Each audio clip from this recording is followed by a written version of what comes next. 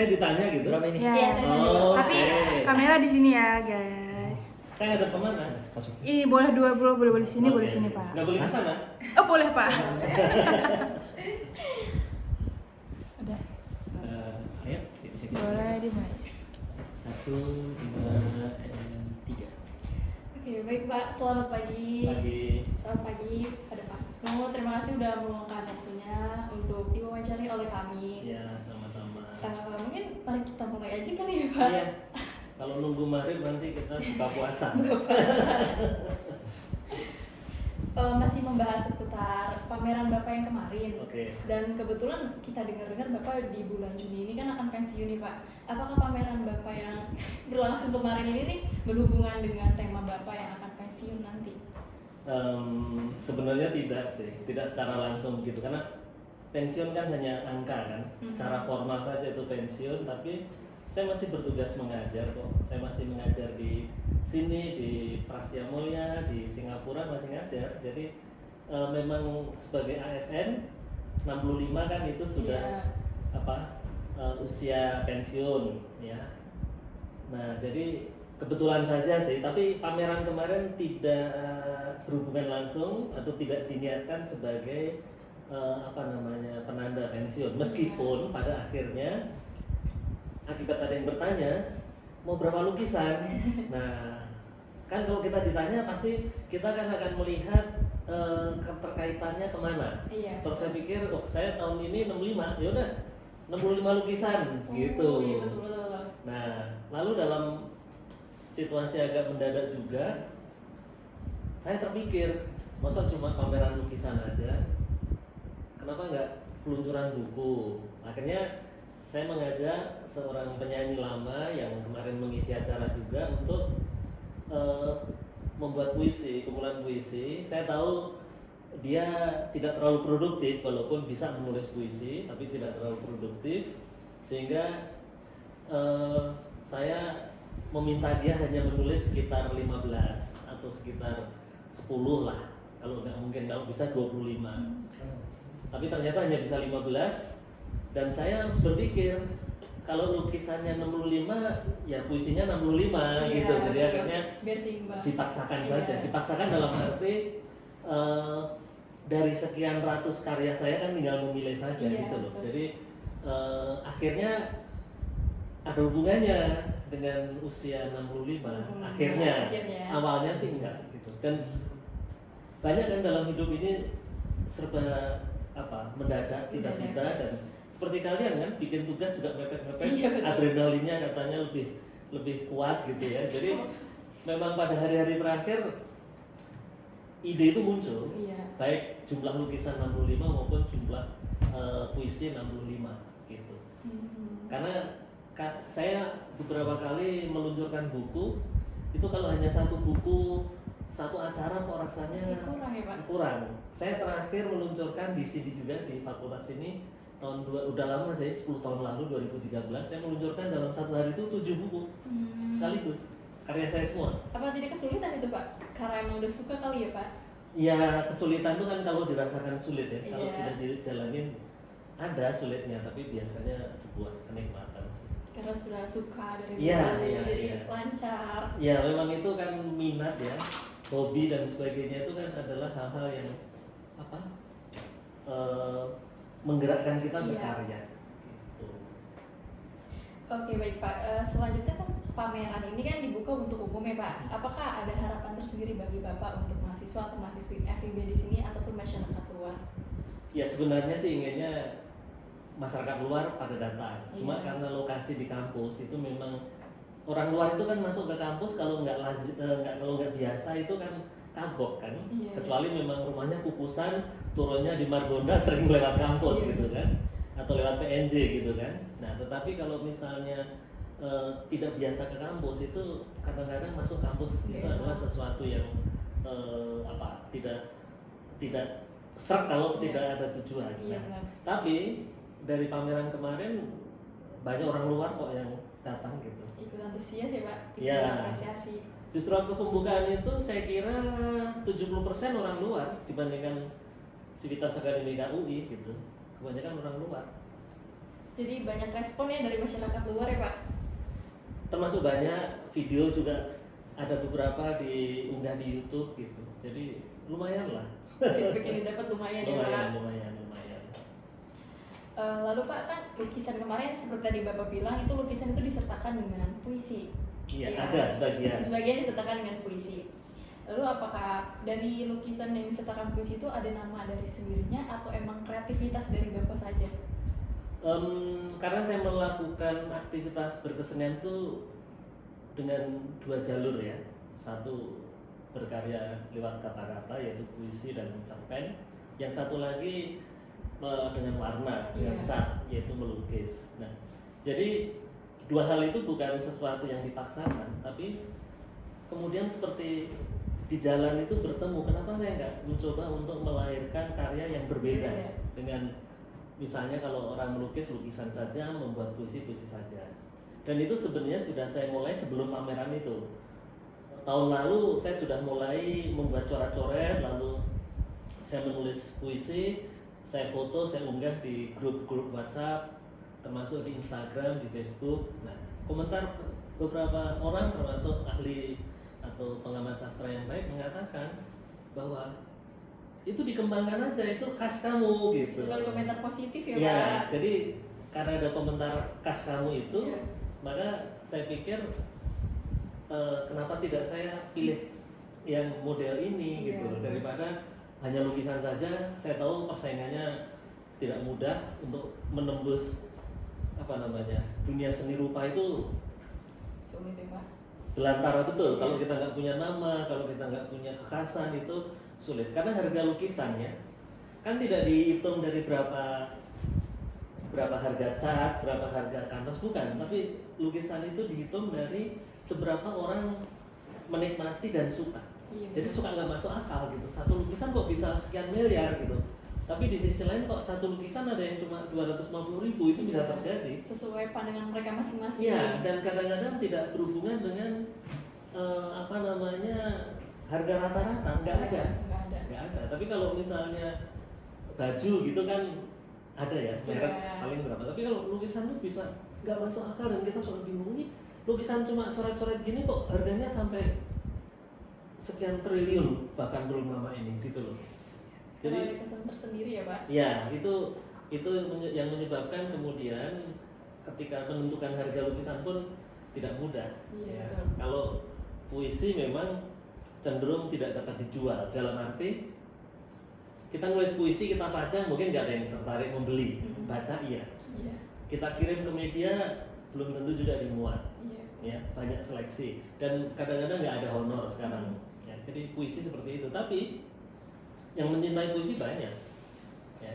Nah, jadi kemudian dari dua gambaran itu saya mencoba untuk memadukan antara lukisan dengan puisi, dan ternyata mendapat respon cukup bagus. Orang rata-rata mengatakan nggak banyak yang bisa berkreasi dengan dua media. Nggak banyak orang yang bisa, atau nggak banyak pelukis yang bisa menulis puisi, nggak banyak penyair yang bisa melukis. Nah, kebetulan kamu bisa, ya kenapa enggak? Dan saya pikir ya kenapa tidak? Berani beda ya Pak? Ya, gitu. Harus mencoba hal-hal yang baru. Ya, Nih dibalik dari pameran Bapak kan melukis yang kita tahu, saya lihat dari Instagram Bapak nih, Bapak mulai melukis yang untuk pameran kemarin itu di tahun 2023 awal. Lalu alasan Bapak tersendiri, sejak kapan Bapak tertarik untuk melukis ini? sebenarnya kalau melukis itu lebih dulu dari membuat puisi, yaitu ketika saya kelas 3 SMP, lalu kelas 2 SMA saya mulai pakai cat minyak. Kelas 3 SMP itu masih dengan cat air biasa karena itu Iya. pelajaran menggambar. Tapi komentar dari guru SMP pada waktu itu, atau semangat dari guru SMP, guru menggambar SMP waktu itu, saya kira yang memberi benih Iya. bagi saya untuk melukis, yaitu karena saya waktu itu hanya menggambar, saya kira ember, terus saya kasih pencahaya seperti ada Gradasi. terang gelap gitu. Kata guru saya, ini bagus ini, walaupun cat air tapi ekspresinya seperti cat minyak. Terus saya berpikir, pada waktu saya buat ember itu, lukisan itu hanya coret-coret gitu. Oh, ternyata melukis nggak susah. Nah, itu sudah sejak SMP saya itu tahun 70 berapa? 73 itu. 73 terus kemudian 75 guru menggambar di SMA juga mengajak saya pameran. Nah, itu Jadi mulai tertarik mulai ya, Pak? tertarik dengan seni rupa, tetapi karena seni rupa itu memerlukan alat dan cat ya, Iya, betul. dan kertas atau kanvas, dan di kota kecil di tempat saya tinggal dulu nggak banyak toko, jadi saya harus pergi ke Solo dan sebagainya, agak repot. Nah, akhirnya saya tidak meneruskan. Tapi yang puisi itu mulai saya geluti dengan sungguh itu sejak 75, itu waktu kelas 2 SMA. Itu saya mulai menulis puisi, mulai saya kirim ke koran gitu, ada sebuah koran nasional yang memuat dan itu memberi semacam pemicu. Iya, ya. acuan nih, Iya, harus lagi nih. karena dapat honor. Saya Iya. pikir kelas 2 SMA waktu udah dapat honor nulis puisi gitu. Dan tingkat korannya tingkat nasional. Jadi itulah yang menyebabkan saya lebih menekuni puisi, meskipun waktu lulus SMA saya ikut tes masuk ITB seni rupa. Hanya waktu itu ibu saya, seingat saya, tidak terlalu setuju gitu loh, mau jadi apa kuliah di seni rupa itu, mau jadi apa. Waktu itu gambaran mengenai pelukis belum terlalu dapat menjamin kehidupan dengan baik gitu. Ya karena mungkin ibu saya orang daerah, orang kampung gitu, jadi perspektifnya masih sebatas kampung. Padahal mulai 70-an itu sebenarnya karya lukis sudah mulai mahal harganya gitu. Tapi ya karena ibu saya mengatakan itu, saya tidak berkuliah di seni rupa. Tapi tahun berikutnya baru saya mendaftar lagi di UI dan diterima di sastra Inggris waktu itu. Emang betul ya Pak, harus mengikuti omongan orang tua dulu. Mungkin ya, saya kira ada gunanya kita mendengar Iya. nasihat orang tua, walaupun kadang-kadang orang tua memberitahu bukan karena Tidak baik. bukan karena maksudnya itu karena lebih tahu daripada saya, tapi mungkin hanya melihat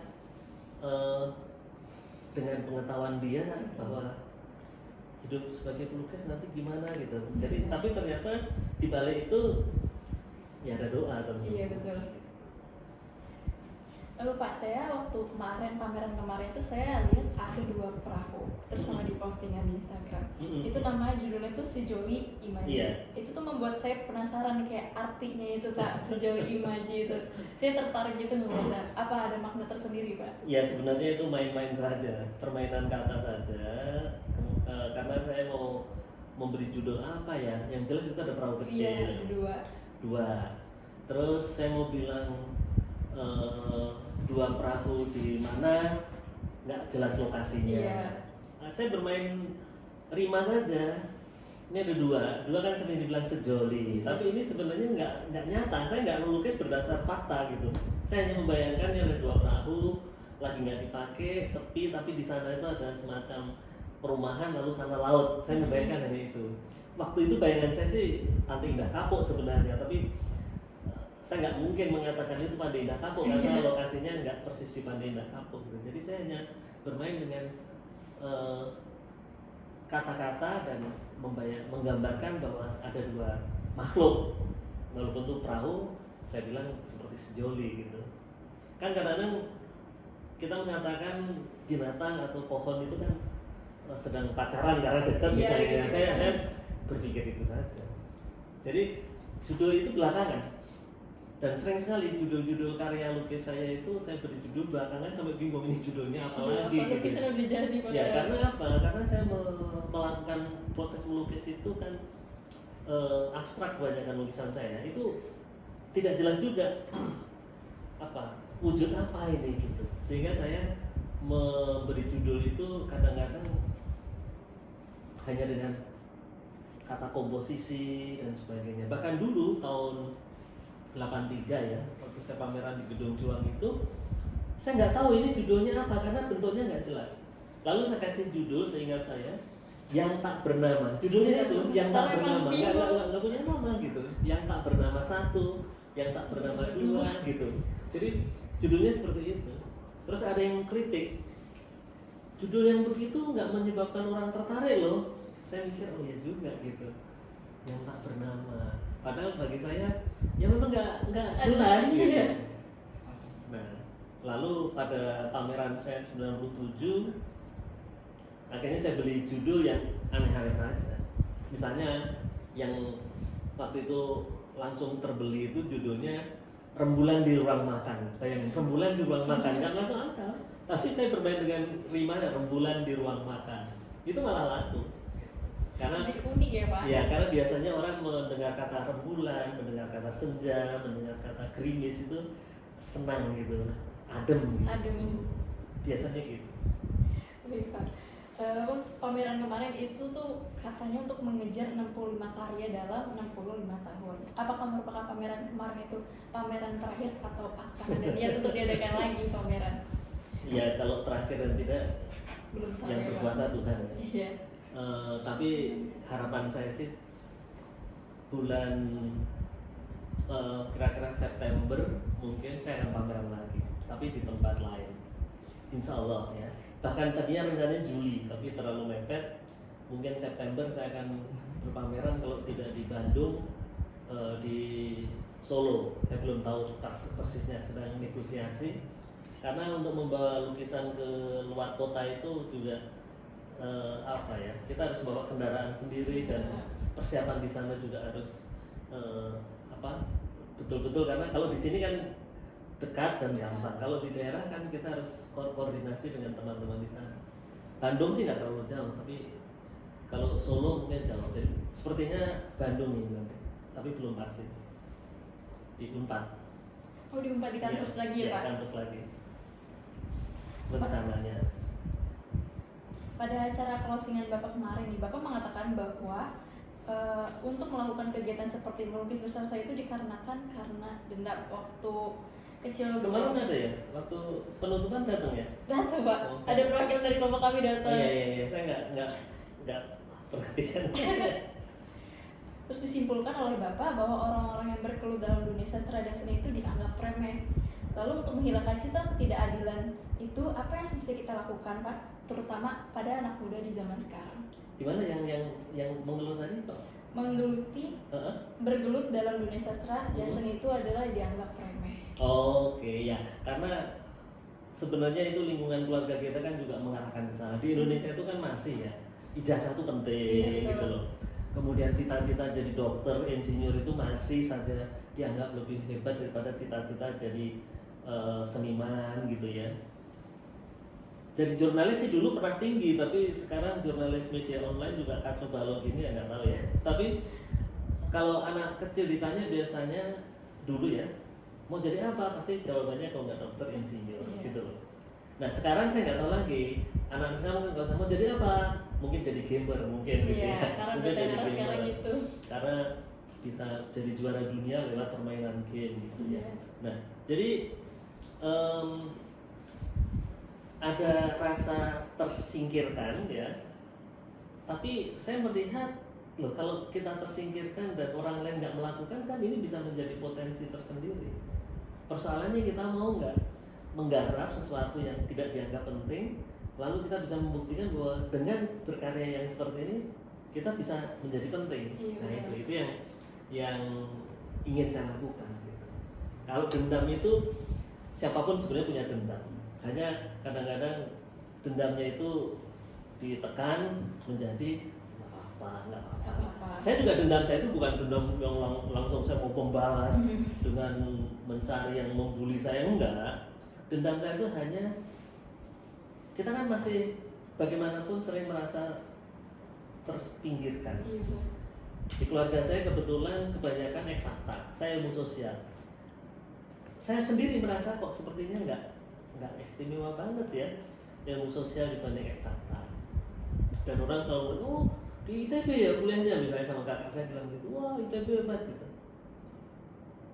Kok nggak ada yang mengatakan, wah hebat di sastra gitu. Nah, lalu karena saya akhirnya diterima di Fakultas Sastra, saya melihat saya harus bisa menampilkan diri, nama. Ya itu prosesnya panjang. Kalau sekarang mau bikin nama gampang, ya kalian dengan media sosial, media online, media digital tuh gampang. Hanya soal kamu tanya gitu ya, kamu bertanya bisa ngetop ya, atau cuaks itu bisa ngetop ya, tapi begitu cepatnya ngetop begitu cepat hilang gitu loh. Nah yang susah itu adalah bagaimana proses untuk terkenal tapi juga kita mampu mempertahankan diri lama. Iya, benar. Kalau mau terkenal gampang, sekarang berbuat aja yang aneh-aneh yang ngawur terkenal tapi juga langsung hilang. Iya, benar. Dan ungkapan-ungkapan seperti cus, miapa udah nggak ada lagi. Pernah suatu ketika kan Iya, iya. muncul, ya cuak saja baru muncul sekarang udah Iya. nggak kedengeran lagi. Udah biasa-biasa Udah aja lagi biasa Pak. lagi ya. Jadi seperti itu.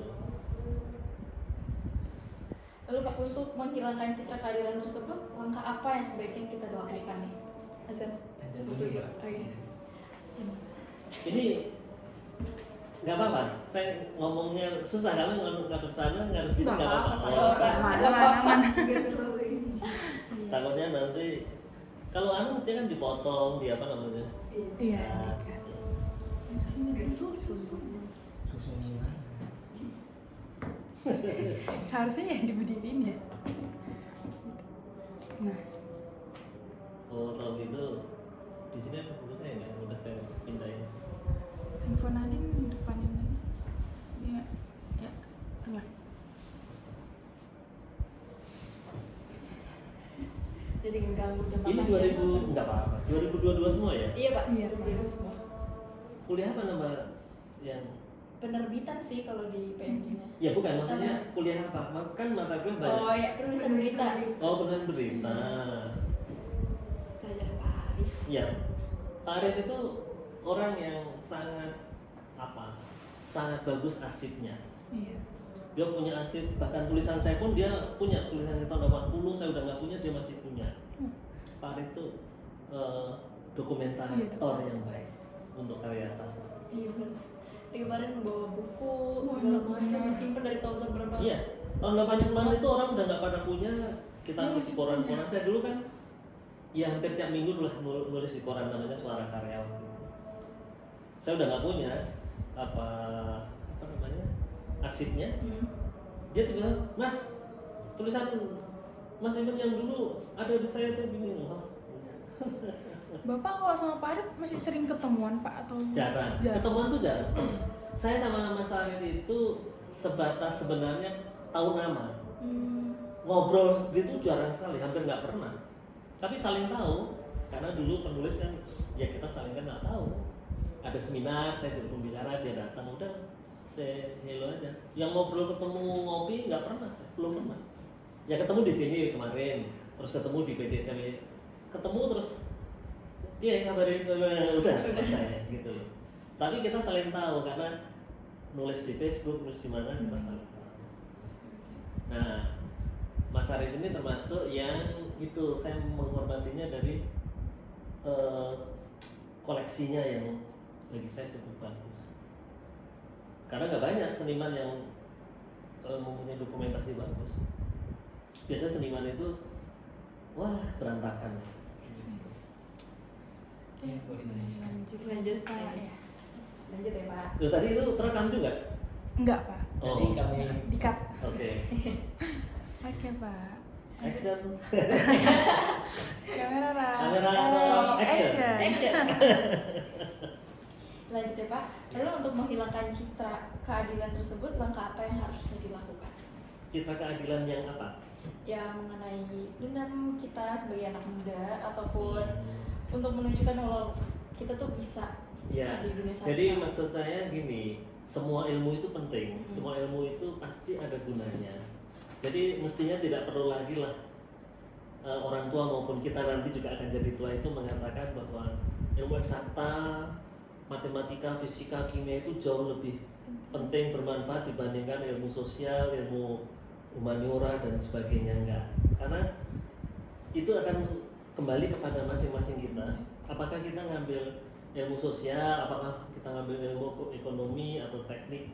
Kalau kita mengerjakan semua yang sudah kita pilih itu dengan sungguh-sungguh pasti akan ada maknanya. Iya betul-betul. Jadi kan tidak semua orang yang kuliah di ITB sukses, dan tidak semua orang yang kuliah di ilmu sosial tidak sukses gitu loh. Jadi itu tidak dapat menjadi ukuran. Memang orang selalu melihat, wah kalau dokter itu kan ada stereotipe kan, baju putih, stetoskop di sini, kacamata, wah dokter itu pinter, dokter itu kaya, belum tentu juga. Iya. Apalagi kalau kita bicara mengenai bahagia, belum tentu orang yang mobilnya bagus, pasangannya ganti-ganti lebih bahagia daripada yang naik kereta atau naik bis, belum tentu.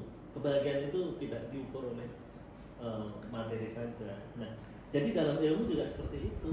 Belum tentu juga orang yang kuliah di fakultas teknik lebih berbahagia daripada orang yang berkuliah di fakultas ilmu sosial. Gitu. Nah, kadang-kadang kan kita merasa tugas-tugas kita berat ya. Iya. Kalian baru semester 2 kan? Iya benar. Kadang-kadang merasa kok banyak banget tugas gitu. Waktu SMA pun banyak orang mengeluh ada aljabar, matematika, ada segala macam. Karena terus di jalan ada lihat kucing tiduran, enak ya jadi kucing, nggak usah bikin PR gitu. Sering kita kan merasa seperti Iya. itu. Ya nggak apa-apa sebatas untuk mengungkapkan rasa kesal, tapi emang mau jadi kucing kan belum tentu mau juga. Kucing yang goler-goler itu jangan dikira nggak resah, dia bingung juga kok cuma tiduran gitu ya. Nah, jadi kadang-kadang kita tuh tidak mau menempatkan diri, tidak mau merasa bahwa kita itu bisa bermanfaat. Nah, itu yang penting saya kira. Bisa bermanfaat itu yang saya kira penting. Dengan cara apa? Ya dengan cara kalau mau jadi seniman ya seniman yang menghasilkan karya bagus. Kalau mau jadi jurnalis, nulislah dengan bagus, nulis dengan check dan recheck, nulis dengan imbalance, nulis dengan benar-benar gitu. Karena sekarang jurnalis yang dulu pernah saya terjuni itu sangat membanggakan, sekarang rasanya kok malah memalukan ini kalau tidak dibenahi dunia jurnalistik ini gitu. Karena apa? Banyak yang tidak memahami perkembangan teknologi, Iya. digital, clickbait dan sebagainya, lalu asal nulis. Nah, itu nggak boleh, harus fakta dikemas dengan sangat baik. Baik. Ya, gitu. Banyak juga soal masyarakat yang sekarang menyalahgunakan media digital. Iya, karena hanya untuk kepentingan sendiri, Sendiri. gitu. Tidak berpikir bahwa masyarakat luas itu belum tentu senang, tapi kan nggak semua orang mau bereaksi. Iya. Saya termasuk yang agak rajin, walaupun akhirnya agak kurang. Kalau saya baca judul, saya baca berita, saya baca penulisan yang ngawur gitu, saya suka unggah di Instagram saya. Dulu saya kasih hashtag jenaka dalam berbahasa, dan beberapa orang merasa, oh iya ya, ini ternyata kalimatnya ambigu misalnya gitu, berita-berita kok ambigu gitu. Nah efeknya satu, ada yang marah karena kok merasa saya seperti polisi bahasa, tapi ada yang merasa, oh ternyata ada gunanya juga dikritik orang, akhirnya saya diundang untuk ngasih pelatihan jurnalistik. Iya. Ya, itu efek positifnya. Selalu akan ada begitu. Jangan mengharap semua orang suka dengan apa yang kita lakukan. Iya benar. Nggak pernah ada. Nggak pernah ada. Ya. Kita berbuat baik saja selalu halah itu pasti ini. Ada benar-benar maunya berbuat baik. Iya. Ya itu hidup. Padahal niatnya baik, ada orang anggapnya nggak baik. Selalu. Macam. Selalu. Gitu. Lu kan Bapak udah lama nih menulis puisi dari tahun 1975. Mm-mm. Apakah sih ada nggak Bapak, menurut Bapak itu puisi yang menurut Bapak tuh berhasil dan ada juga puisi yang menurut Bapak tuh gagal? Ya, selalu ada yang kita anggap dan kita baca ulang itu, Iya. kok bagus ya, kok saya waktu itu kok bisa nulis kayak gini gitu. Tapi ada yang waktu saya baca malu juga, ini ngapain saya dulu nulis kayak gini gitu. Itu ada, selalu Iya, ada Pak. seperti itu. Tapi apakah kita lalu harus memarahi diri sendiri? Nggak apa-apa, itu proses kok. Bahkan kadang-kadang saya merasa puisi saya tahun misalnya ya 80-an kok malah bagus ini, bisa terjadi seperti itu. Sadarnya belakangan ya Pak? Iya, setelah kita berjarak sekian puluh tahun kita baru melihat puisi saya ini malah sepertinya lebih asik daripada puisi sekarang misalnya. Jadi apa yang ingin saya katakan bahwa kita boleh menyalahkan diri, menghujat diri, tapi jangan lupa itu semuanya bagian dari proses kita untuk menjadi seseorang, untuk menjadi sesuatu, untuk menjadi apapun gitu ya. Misalnya dalam dunia jurnalistik, berkali-kali dulu saya juga dimarahin oleh mentor saya, nulis kok kayak gini, mana 5W 1H gitu, mana. Kalau kita tidak terima, ya keluar, nggak mau jadi jurnalis lagi Iya. gitu. Tapi harus kita terima dengan apa ya, dengan lapang dada, oh bahwa kita Masa depan. tidak langsung jadi orang yang jadi, pasti ada proses gitu. Termasuk belajar, baru semester 2 ya sadar aja, oh masih ada semester berikutnya Iya. gitu. Jadi Si nggak panja. boleh apa namanya berpuas diri. Menurut Bapak ini sastra yang baik itu menurut Bapak tuh seperti apa ya? Apakah sastra itu merupakan hasil dari seluruh pemikiran manusia, ataukah menurut Bapak sastra itu dilahirkan dari perasaan manusia, atau mungkin keduanya? Ya sebenarnya itu teorinya udah lama bahwa sastra itu sebagai bagian kesenian Iya. itu mempunyai dua fungsi, yaitu dalam bahasa Latin namanya dulce et utile, berguna atau menghibur dan berguna. Boleh berguna dulu dan menghibur, atau menghibur dulu dan berguna, tergantung si penulis sendiri kan tidak berpikir, oh saya menulis cerpen misalnya 70% ini penting nih, berguna nih, yang 30% menghibur, nggak begitu kan? Kita nulis saja. Nah, tetapi tentu berguna dan menghibur itu sudah menjadi bagian dari cara seseorang akan melahirkan karyanya. Gitu. Misalnya orang membaca buku, mohon maaf ya, yang seronok, yang agak ke porno gitu. Di ujung buku-buku porno itu selalu ada keterangan. Nah, begitu kalau orang berkhianat sama pasangannya karena tabrakan gitu. Iya. Tapi itu hanya kalimat penutup, sementara kalimat yang banyak sekali di halaman adegan-adegan porno gitu. Nah, orang bisa melihat ada pesan moralnya, tapi pesan moralnya nggak dibaca oleh pembaca gitu. Yang dilihat cerita-cerita yang seru dan saru itu gitu. Itu selalu ada begitu. Makanya kalau semua orang berpikir positif, nggak ada dong film-film yang menyebabkan orang, atau TikTok yang isinya pornografi, kan nggak ada dong kalau gitu. Ternyata ada. Kenapa loh? Karena cara orang berkarya itu berbeda-beda. Dia lebih melihatnya menghiburnya, bukan bergunanya gitu. Dan yang menghibur itu mungkin negatif gitu, hiburan yang negatif kan banyak sekali. Iya, Dan itu pengaruhnya besar sama penonton, apalagi kalau ada istilah influencer kan sekarang, pengaruh ya.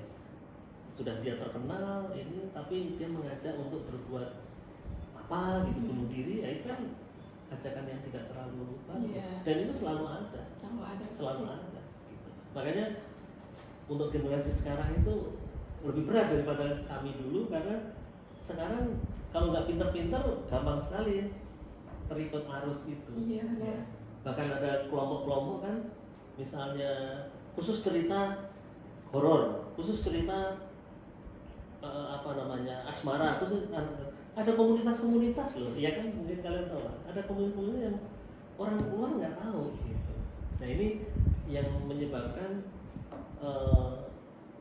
kecerdasan diri untuk memilih itu penting sekali. Tapi media digital juga ya Pak? Ya, karena mudah sekali ditangkap, mudah sekali dibaca, dan yang bisa masuk ke handphone atau ponsel anak-anak itu kan tidak ada tidak ada saringan kan. Bisa apapun bisa masuk ke ini anak, dan keingintahuan anak kan tinggi sekali kan, buka yang yang mungkin belum pada waktunya. Atau kalau orang jahat yang berniat, banyak aplikasi yang ternyata begitu dibuka langsung katanya berhubungan dengan NIK kita, berhubungan dengan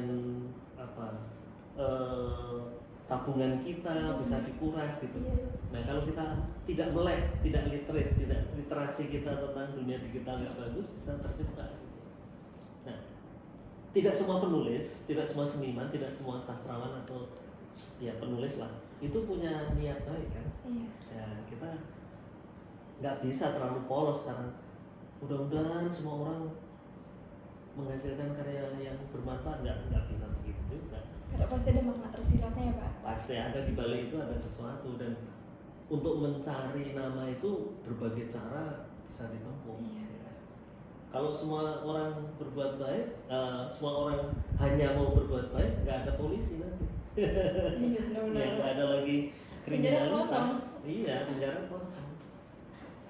Pak, Bapak ini udah menjadi dosen di UI itu dari tahun 1985, betul nggak?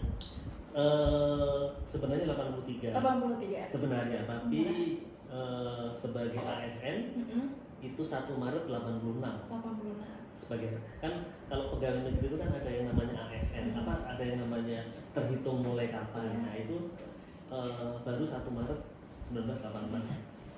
Tapi kalau saya mengajar itu saya ingat tahun 83 sudah mulai ngajar walaupun masih menjadi asisten pengajar yang lain. Nah, waktu itu 83 saya belum lulus. Tapi pengajar senior saya yang saya ikuti itu malah sering nggak masuk, jadi akhirnya saya mengajar. Bapak terus ya? Padahal saya dengan mahasiswa beda usia paling 4 tahun atau 3 tahun. Jadi betapa tidak nyamannya waktu itu mengajar di satu aula dan itu jumlahnya 100-an anak di Salemba. Tapi bagi saya itu proses. Maksudnya kalau kita nggak pernah mengalami yang begitu, kita tidak ada ujiannya gitu. Nah, jadi saya malah bersyukur sekarang. Dulu pernah mengalami bagaimana pertentangan dalam diri. Saya dari Ramangun naik bis mau ke Salemba kan ngajarnya di Salemba. Sampai di Karoles Salemba itu harusnya berhenti turun dari bis. Suatu ketika saya nggak sanggup karena saya membayangkan wah nanti kelas mau ribut, satu aula 100-an anak, kemudian kita ngomong apa mereka gitu. Wah, saya membayangkan betapa beratnya ngajar gitu ya. Akhirnya saya nggak berhenti, nggak turun di Salemba itu, saya terus aja ikut bis sampai Blok M. Artinya saya nggak ngajar gitu. Itu pernah terjadi. Kalau udah ngebayangin pusingnya ya Pak. Dan pusingnya dan umur hampir sama gitu. Bingung nyimbanginnya. Dan yang saya ngajarnya anak MIPA yang menganggap buat apa belajar bahasa Indonesia. Mereka anak fisika sama matematika gitu. Pernah itu terjadi seperti itu. Tapi dengan berjalannya waktu ya pelan-pelan bisa mengatasi. Paling susah itu kalau mengajar adalah ngadepin anak fakultas teknik.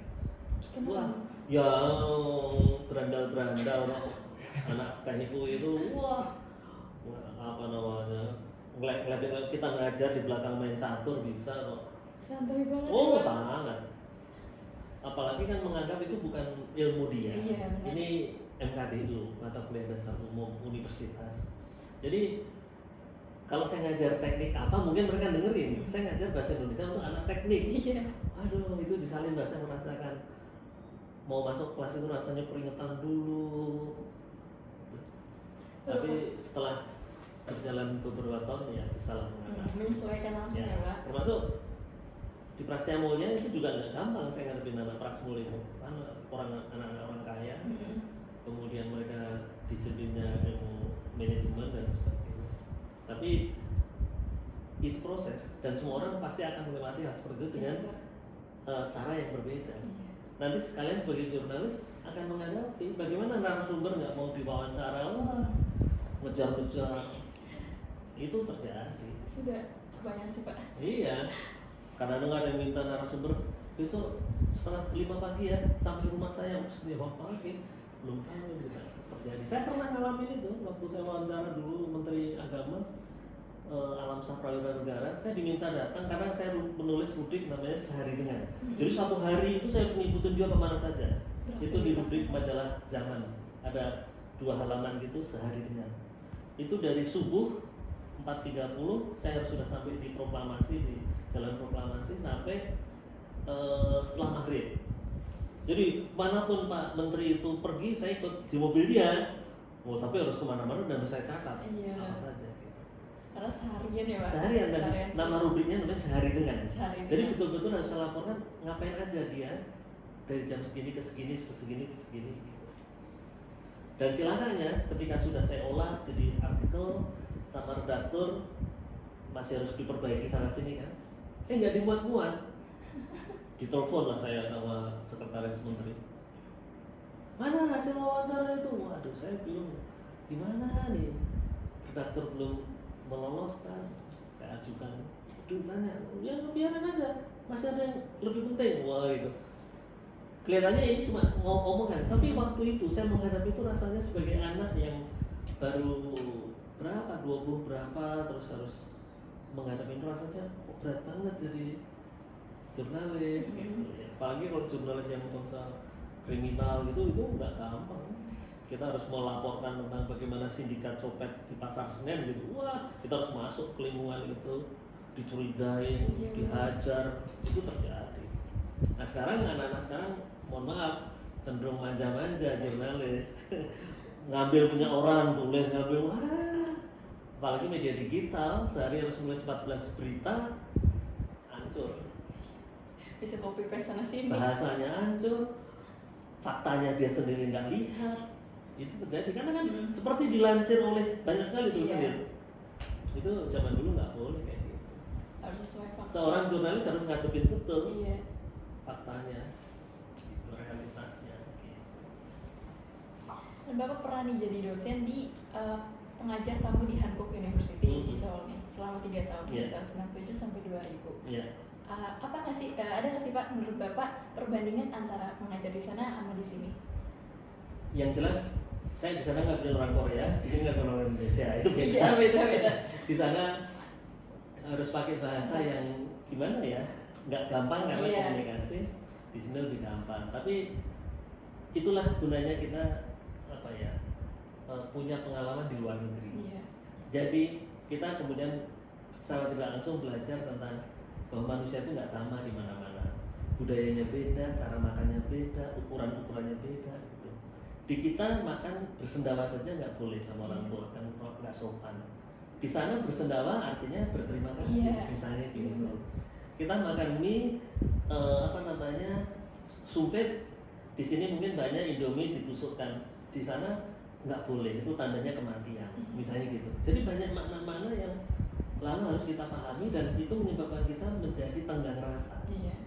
Oh kalau ngadepin orang Korea gini, ngadepin orang, sekarang saya masih bolak-balik Singapura. Singapura juga beda sekali dengan kita, walaupun tetangga beda dengan kita. Malaysia pun beda. Beda. Orang anak Malaysia masih ada dendam dengan orang Indonesia, itu bukan dendam, benci itu masih terasa. Untungnya wajah saya sama wajah Malaysia nggak beda jauh, tapi begitu ngomong kemudian tahu saya dari Indonesia misalnya, kalau pas dia punya rasa nggak suka sama orang Indonesia, dia bisa langsung, oh Indon itu menghina, Iya. betul Indon, terus beda, Iya, benar. gitu. Tapi ya alhamdulillah kalau di Korea dulu pendidikan itu penting, sehingga posisi saya sebagai dosen itu termasuk dianggap bagus. Benar-benar menghormati Iya. ya. Karena pernah terjadi misalnya kalau TKI kan banyak yang ilegal kan, Iya. TKI yang sudah habis kontrak lalu tinggal tetap di sana, biasanya itu dicari-cari polisi sana. Mereka pasti akan tanya identitasnya.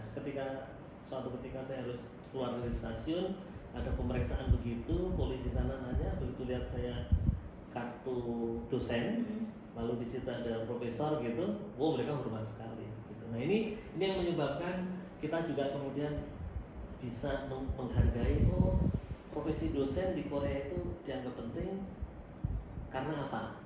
Di sini ya penting tapi nggak sangat penting, karena di sana kan miskin sumber daya alam, nggak kayak kita bisa apa saja di tangan, di sana enggak. Akhirnya mereka berpikir bagaimana supaya orang Korea bisa maju secara ekonomi, mereka harus cerdas, bukan cerdas, mereka harus punya banyak akal, banyak cara, yaitu dengan sekolah. Nah, itu sebabnya kenapa dosen ini dianggap penting di sana gitu. Kalau Singapura ya mereka sama lah dengan kita sebenarnya, cuma karena sudah lebih maju, jadi kadang-kadang cara melihat orang Indonesia berbeda. Tapi untungnya karena saya kesana sebagai dosen tidak terlalu ada kendala.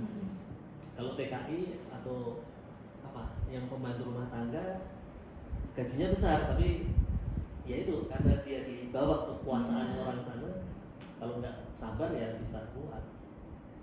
Makanya teman-teman yang kerja di Taiwan gajinya besar kan, dan mereka sudah bisa adaptasi. Kan banyak kan yang nggak mau pulang ke Indonesia, Iya, betul. banyak yang pengen tinggal di Taiwan. Karena apa? Secara ekonomi mereka bagus, dan mereka udah bisa bahasa Cina, bahasa Taiwan ya. Kemudian ya artinya punya kesempatan jalan-jalan walaupun hanya seminggu sekali. Saya dengar banyak orang Indonesia di Taiwan yang pengen tidak pulang kalau boleh. Masalahnya kan mereka hanya sebagai tenaga kerja yang harus pulang, Iya. tapi banyak yang mau tinggal di sana. Gitu. Udah betah kalau udah ngerti bahasa juga ya Pak. Iya, iya. Tapi kalau di Korea itu bagaimanapun pengalaman penting buat saya, dan saya sebagai orang yang harus makan nasi itu tidak tersiksa di Malaysia. Di Korea. Saya pernah di Moskow, di Rusia itu saya nggak pingin balik sana lagi karena apa? Nggak ketemu nasi. Ketemunya roti aja, roti belum makan nih kalau gitu. Nggak nasi nggak afdol. Ya, tapi yang negara lain yang menurut saya menyenangkan, tapi saya belum balik lagi, yaitu Melbourne, Australia. Itu negaranya bagus. Maksudnya Melbourne itu kota yang bagus. Apalagi saya dulu kuliah S2 di sana itu di universitas yang sangat bagus, namanya Monash University.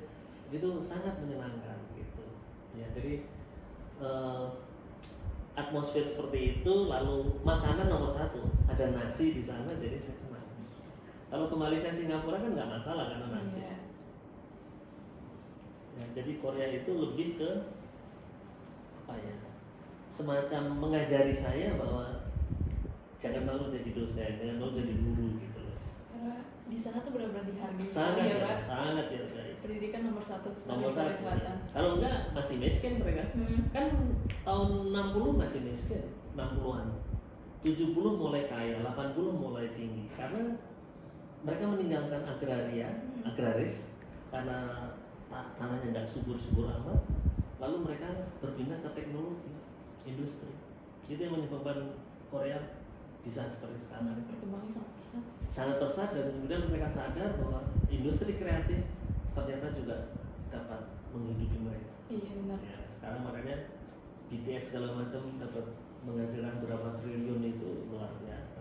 Itu pemerintah mendukung sekali. Nah kita karena berapa 270-an juta ya, bakat orang itu bagus-bagus, banyak sekali yang bagus.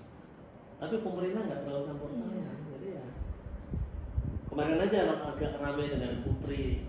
Iya. Yang America's Got Talent. ya, padahal itu sebenarnya tahun 2014 Putri itu sudah Indonesia Got Talent, Iya. tapi nggak pada melihat kan, Iya. karena di Indonesia. Iya, benar. Tahun 2000 kemarin yang ini karena American Got Talent dan dia dapat Golden Buzzer itu, Iya. langsung di mana-mana WA gitu. Langsung mengakui bahwa itu Putri Indonesia. Iya, gitu. Padahal banyak yang sangat terharu ya Iya. ketika dia mengatakan saya dari Indonesia ya. Coba kita baru tahu bahwa Indonesia itu sakti betul kata-katanya. Saya juga di negara-negara tetangga itu merasa senang dengan Indonesia, walaupun di sini banyak yang menghujat Indonesia, tapi Indonesia itu hebat kok, dalam arti segala-galanya tuh luar biasa. Luar biasa. Ya, makanya tetaplah mencintai Indonesia. Tinggal dikembangkan lagi. Ya. Gitu. Di pengunjung wawancara nih Pak. Nah, Kira-kira Bapak nih setelah pensiun nanti kesibukan apa yang bakal Bapak lakuin? saya masih mengajar, Masih mengajar. membuat puisi, melukis, masih saya kira nggak ada yang berubah. Hanya mungkin berubahnya karena sudah memasuki usia 66 dan Iya. sebagainya, tapi mudah-mudahan sih tidak terlalu banyak berubah. Mungkin mulai pikun mungkin ya, saya nggak tahu juga. Tapi kalau dari segi pekerjaan rasanya tidak ada perubahan yang signifikan, kecuali bahwa kalau di UI kan bagaimanapun ada konsekuensi. Memangnya mau saya ngajar nggak dibayar kan gitu, karena tidak ada lagi honor untuk yang pensiun kan, kecuali memang sangat dibutuhkan. Kalau gaji sebagai ASN kan masih gaji pensiunan gitu. Tapi kalau di swasta kan masih diperlukan. Jadi di Prasmo saya masih terus, di Korea, Singapura masih terus. Jadi masih aktivitas seperti biasa ya Pak? Seperti biasa. Seperti biasa. Seperti Cuma formalitas aja pensiun. ya, itu kan hanya apa ya? Kalau secara psikologis jangan nyebut pensiunan. Pensiun, Kalau iya. kesannya kok seperti lalu pakai tongkat, terus jalannya keliru rumah sendiri sama rumah orang, mau pulang apa buka mobil orang atau naik motor orang itu kan didramatisasi. Iya. Nyatanya banyak orang yang sudah 70-an dan sebagainya masih ingatannya bagus. Segar. Saya baru tahu ada penjual roti bakar di kantin sini, pisang bakar yang kopi juga. Usianya 78 loh, udah. 78. Dan dia masih bagus, walaupun kata hanya sebagai penjual roti bakar. Tapi menurut saya pembicaraan sebagai orang 78 masih bagus sekali. Aksennya masih jelas ya Pak? Masih jelas dan masih runtut. Seperti kemarin tanya, Mas, sekarang sudah ujian akhir semester ya? Iya. Oh, sampai kapan? Dia langsung berpikir bisnis kan. Iya. Kalau nanti libur kan dia nggak perlu menyiapkan pisang segini Iya. banyak, roti segini banyak, Iya, kan nggak benar, habis. benar. Itu artinya dia masih berpikir bagus. Untuk umur 78 dia masih jualan Iya. gitu loh. Artinya normal gitu. Orang kita pesan kopi juga dibuatkan kopi, bukan dibuatkan teh, kok artinya Nggak keliru ya Pak? Nah, bahwa di media online, TikTok segala macam itu kan banyak dramatisasi. Iya.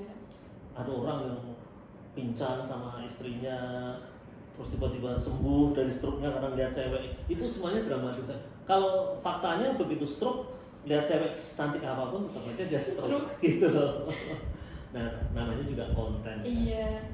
Nah, kebetulan saya mengajar pembuatan konten media digital, ya memang dicari yang kira-kira bisa ger. Persoalannya kadang-kadang kita itu bukan mencari yang orisinal, membuat orisinal, tapi niru-niru. Begitu banyak kan konten Iya. tiruan. Orang naik motor, tiba-tiba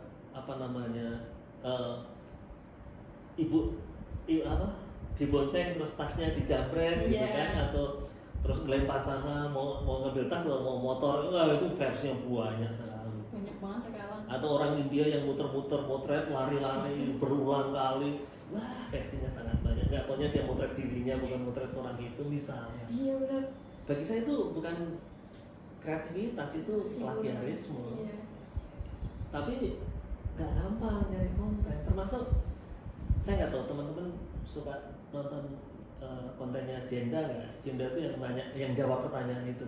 Ada pertanyaan yang kalau misalnya kaki gajah kesemutan, apakah semutnya ini gitu ya gitu kan? Yang jawab kan si Jenda itu kan marah. Ini pertanyaan apa ini? Lucu. Saya lucunya itu melihatnya kalimat-kalimatnya itu permainan bahasa yang Iya. lucu gitu. Yang bikin orang pusing. Gimana maksudnya kayak Ya, gitu? padahal ya itulah membuat konten seperti itu. Nah, pasti akan berubah nanti. Media-media online akan berubah. Termasuk yang kemarin cuaks itu kan juga sempat ngetop beberapa saat. Udah cuaks. Coba. Dan kata cuaks itu dari kata apa coba? Saya juga nggak tahu. Tapi kira-kira maknanya kan biasanya itu paradoks kan. Katanya begini, cuaks gitu kan. Cuaks, iya. Misalnya. Katanya PNJ gini, tapi kok gini, cuaks. Perbandingan kata terus yang di endingnya. Iya, Cuaks. cuaks. Dari kata apa saya nggak tahu cuaks itu. Apa ya? Ada yang tahu? Cuaks. Dari TikTok semua tau. Iya, tapi kalau misalnya ungkapan sehari-hari yang seperti jailah itu sebenarnya Jailah. berbahaya. Saya tahu etimologi asal usul kata jailah itu kan misalnya J gitu, jailah gitu kan. Itu dari ungkapan Arab, la ilah. Dan orang Islam nggak boleh mengucapkan la ilah karena la ilah itu artinya tiada Tuhan. Harusnya kan la ilaha illallah. Tapi la ilah seperti astaga itu kan sebenarnya astagfirullah. Iya benar. Karena dia bukan muslim memakainya astaga. Astagfirullah. Yang bukan muslim kan kadang-kadang juga mengucapkan alhamdulillah kan. Iya.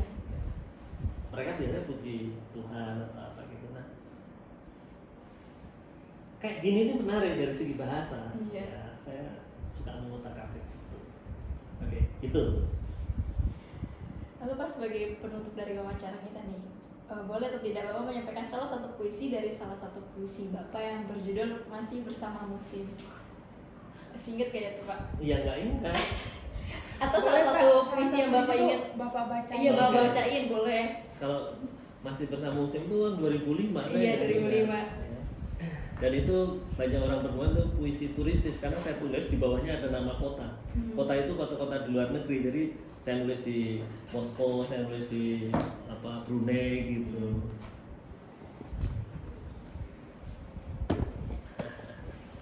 Nah.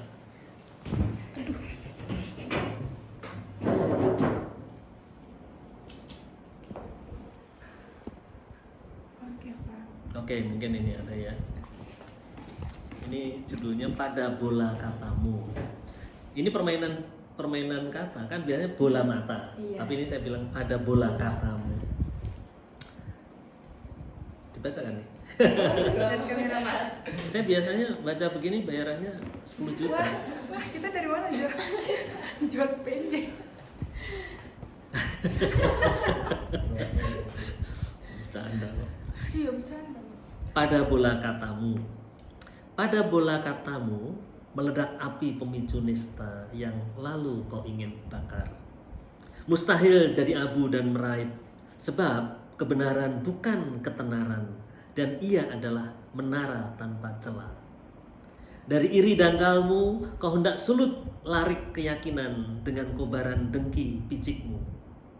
Tak akan menyala, sia-sia. 11 September 2017. Ini agak berat ini tentang ini peristiwa September sebenarnya, peristiwa Amerika sebenarnya. Saya baca semua nih. Sampai nanti malam. Bentar, satu. Nah ini bagus. Ya ini bagus ya. Mungkin ini nanti yang dipilih. Ini repetisi, jadi pengulangan dan biasanya kalau dibacakan lebih bagus yang repetisi begini. Oke? Tak semua tanya tersedia jawaban. Tak semua perkara ada yang menyebabkan. Tak semua rasa jelas yang menimbulkan. Tak semua bahagia dapat diperhitungkan. Tak semua wacana mudah diartikan. Tak semua asmara datangkan kenikmatan. Tak semua cinta berakhir di pelaminan. Benar sih. Bener-bener sih Pak. Ya. Benar. Jaga jodoh orang. Jaga jodoh. Kan rasa suka itu bisa ke banyak orang. Iya benar. Tapi rasa memiliki biasanya hanya ke satu orang dan kadang-kadang terpaksa.